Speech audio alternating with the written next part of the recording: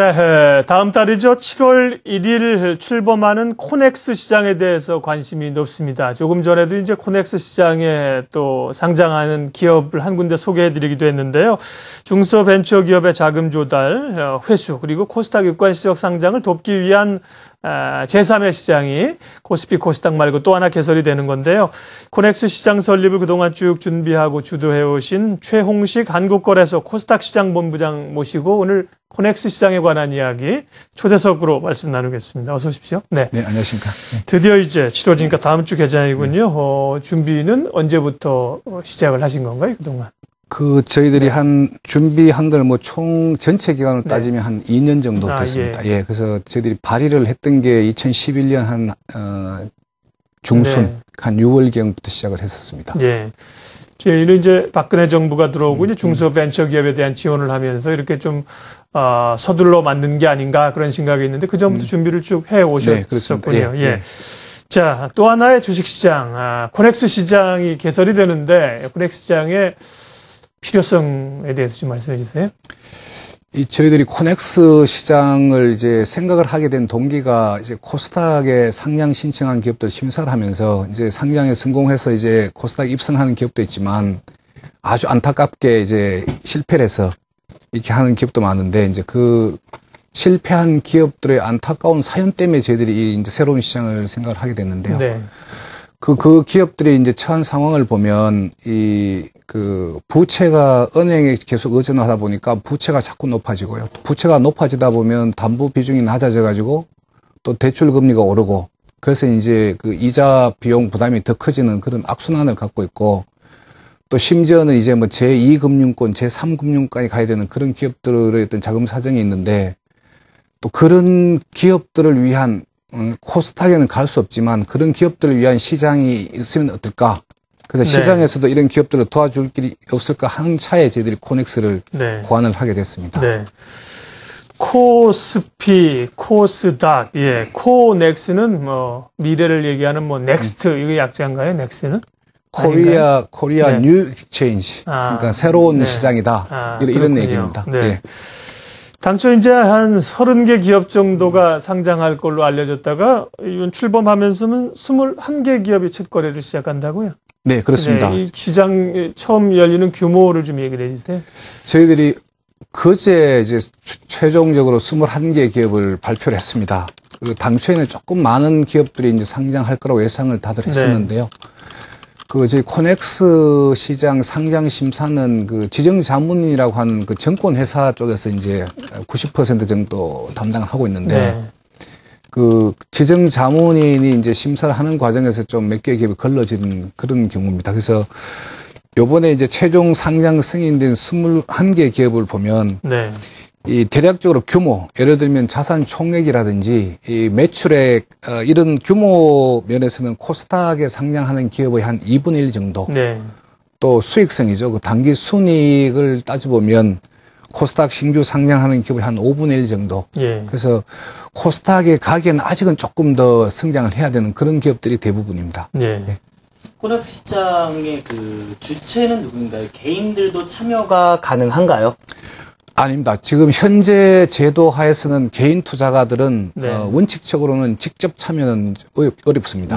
다만 이제 펀드라든지 간접적인 투자 상품을 통해서는 참여하는 길이 열려 있고요. 그게 왜 그러냐면 이 코스닥보다 코넥스 기업에 들어오는 기업들이 비교적 초기 기업입니다. 조금 더 초기 기업인데 그리고 또 이제 그 기업들의 부담을 줄여주기 위해 가지고 공시 의무 부담 같은 좀 완화를 시켜놨어요. 공시 의무 부담이 완화가 됐다는 거는 그만큼 시장에 투자 정보가 좀 부족할 수 있다는 얘기고요. 그래서 정보가 부족하다는 거는 투자자 보호가 조금 이제 문제가 있습니다. 소홀하기보다는 하여튼 조금 덜 치중될 수 있다는 그런 부분이기 때문에 이 시장의 주 참석 대상은 이제 전문 투자자, 그러니까 기관 투자자를 포함한 전문 투자가고 개인들 중에도 위험 감내 능력이 있는 개인 투자자, 예를 들어서 저희들이 기본 고객 애탁금으로 이제 규정을 해놨는데 3억 원. 3억 원 이상인 개인들은 들어올 수가 있습니다.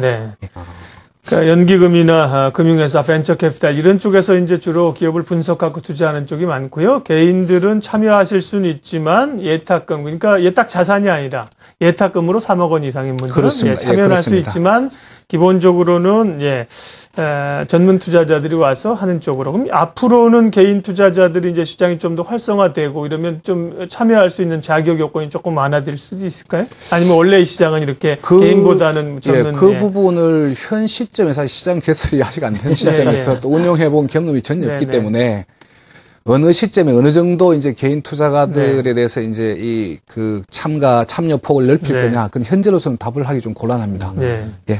왜 그러냐면 이제 투자자분들은 그래 뭐 벤처 기업들을 중심으로 해서 이제 제3의 시장 코넥스가 열린다고 하는데 그럼 거래를 할 수 있나? 그렇죠. 뭐 이렇게 제일 궁금해 하시는 거기 때문에 여쭤봤고요. 근데 사실 지금 코스닥 시장도 상당 부분 코스닥은 코스피와 달리 개인 투자자들이 참여가 활발하단 말이에요. 그래서 이제 거래가 많이 이루어지는데, 근데 개인들이 빠진 상태에서 이렇게 전문 투자가들만 가지고 이제 거래가 제대로 좀 활성화될 수 있을까? 이런 또 좀 의구심이 들 수가 있어요. 예.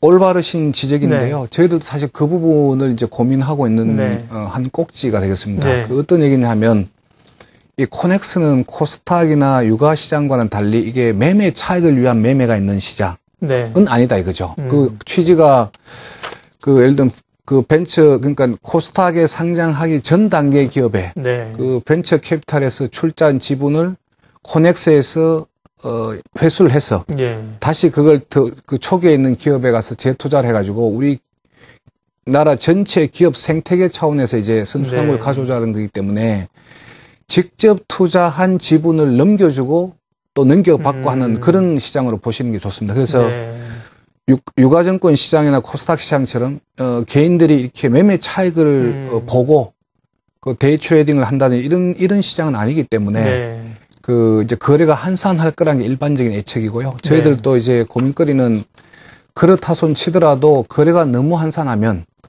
또 시장으로서 어떤 그런 관심이 낮아질 수 있기 때문에 그 부분을 어느 정도 선에서 저희들이 맞추느냐, 그게 사실은 현재도 고민을 하고 있고 운용을 해보고 나서 조정을 하려고 생각하고 있습니다. 그렇군요.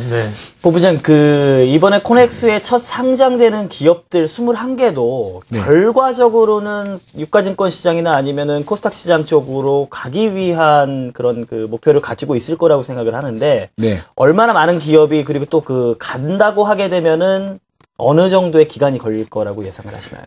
네, 당연합니다. 그 21개 이번에 상장되는 기업들은 다 당연히 이제 코스닥이랑 유가로 간다는 목표를 갖고 있는 기업들이고요. 왜냐하면 저희들이 그 목표가 없는 기업들은 원칙적으로 안 받아주는 걸로. 그래서 이 코넥스 시장은 제가 여러 번 말씀을 드렸었는데 이 코스닥이나 유가로 가려고 하는 기업들의 사관학교 격입니다. 그래서 당연히 이제 간다고 하는 포부를 갖고 있는 기업들이고요.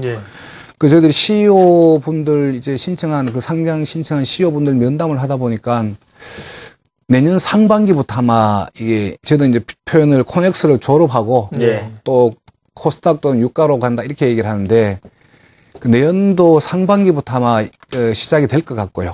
일반적으로는 1년 또는 2년 사이에 상위 시장인 코스닥이나 유가 시장을 이전하겠다는 게 대부분의 계획이 있습니다.